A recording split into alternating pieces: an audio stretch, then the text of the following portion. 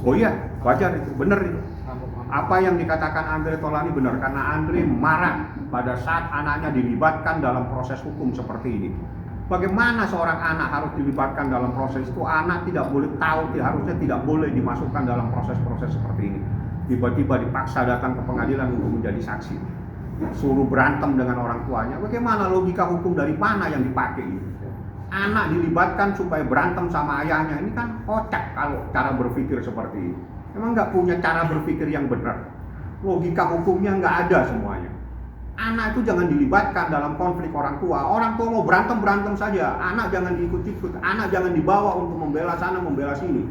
Biar saja anak itu bebas menentukan nasibnya sendiri. Makanya Andre marah-marah pada saat anaknya dibawa ke pengadilan untuk menjadi saksi melawan dirinya sendiri. Nggak tahu. Taunya ada di pengadilan kemarin. Nggak tahu kita. Di anaknya kan dari luar negeri kemarin. Ya nggak boleh, sama hakimnya ditolak, diusir kan? Nggak boleh. Nggak boleh anak-anak ikut-ikut yang beginian. Oh, jadi Kan nggak perlu lagi kita ajarin. Masa kita ajarin hukum sama orang yang belajar hukum, kan kocak jadi. artinya tidak. Pengadilan melarang, ditolak, disuruh keluar. Nggak boleh. Suruh keluar. Nggak boleh menjadi saksi dalam perkara seperti ini. Nggak boleh. Memang nggak boleh. Yang benar boleh. Nggak boleh. Boleh ada keluarga semenda itu misalnya kemenakan dan sebagainya. Tapi kalau anak kandung tidak boleh ikut dalam konflik rumah tangga yang seperti ini. Tidak perlu kita ajarin itu hukum seperti itu. Logika hukumnya tidak ada. Kenapa anak harus dibenturkan sama ayahnya, kan? Kacau ini kalau cara berpikir seperti itu. Gini Pak, urusan rumah tangga itu urusan pribadi, tidak ada yang bisa intervensi. Pada saat seseorang sudah tersakiti, pada saat seseorang sudah merasa menderita, terjadi penderitaan lahir batin yang berkepanjangan, tidak ada yang bisa menyelesaikan masalah tersebut kecuali di akhir. Tidak ada yang bisa. Tidak ada yang bisa memaksa. Karena yang menjalani kehidupan bukan saya, bukan Anda, dan bukan siapapun juga. Adalah mereka yang berumah tangga. Jangan dipaksakan rumah tangga. Di saat seseorang sudah menyatakan tidak sanggup untuk berumah tangga, jangan dipaksakan untuk tetap bertahan. Karena itu adalah neraka nantinya. Menjadikan penderitaan yang berkepanjangan buat mereka. Nah, semua sudah dewasa, nggak perlu dicampurin. Semuanya sudah dewasa. Dewasa menurut hukum. Kompilasi hukum Islam sudah di atas 12 tahun semua, jadi nggak perlu dipersoalkan anak-anak. Saya nggak tahu dari pihak mereka akan mengajukan apa lagi, saya nggak paham.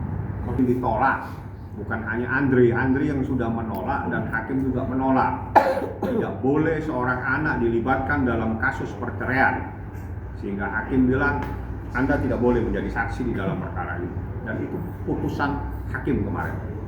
Dan itu yang benar. Jadi tolong lain kali jangan anak dibawa untuk berkonflik dengan orang tuanya supaya berpihak dan melawan orang tuanya sendiri.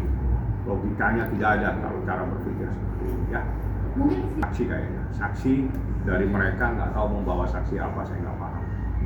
Ya kalau orang sudah ngajukan ke pengadilan itu kan inginnya mengakhiri perkawinan. Iya, dari perempuan dan dari pihak istri. Kita nggak nyampurin, yang penting hak seseorang itu yang harus dihormati, di mana seseorang menginginkan adanya sebuah pengakhiran sebuah rumah tangga, di mana dia merasa menderita dan tidak mungkin bisa diperpanjang, karena yang terbaik pada saat proses itu adalah mengakhiri sebuah pernikahan apabila memang sudah tidak bisa lagi dipersatukan. Tidak ada yang boleh memaksa sebuah rumah tangga untuk tetap dipertahankan apabila itu menyebabkan penderitaan yang berkepanjangan, yang menyebabkan seseorang akan menderita. Jangan dipaksa. Rumah tangga tidak boleh dipaksa, karena rumah tangga itu adalah dari hati untuk saling mencintai, saling menjaga dan sebagainya. Manakala sudah merasa tersakiti, manakala sudah merasa terhianati, tidak ada jalan keluar, adalah diakhiri. Ya. Tapi untuk harta dulu gini ada omongan. Saya nggak nyampurin harta dulu gini karena tugas saya tidak sampai ke sana. Tugas saya membantu. Saya katakan saya bukan pengacaranya dari awal, saya hanya diminta oleh Andre membackup pengacara yang ada, sehingga saya yang memberikan motivasi, saya yang mengarahkan kepada pengacara yang sebelumnya, saya arahkan seperti apa dalam proses hukum ini. Pengacara yang sebenarnya masih ada dan dialah yang bersidang, saya hanya membackup, diminta Andre, abang bantu lawyer yang ada bang, supaya proses ini berjalan sebagaimana dalam koridor hukum yang sebenarnya. Itulah yang diinginkan Andre, sehingga saya turun tangan.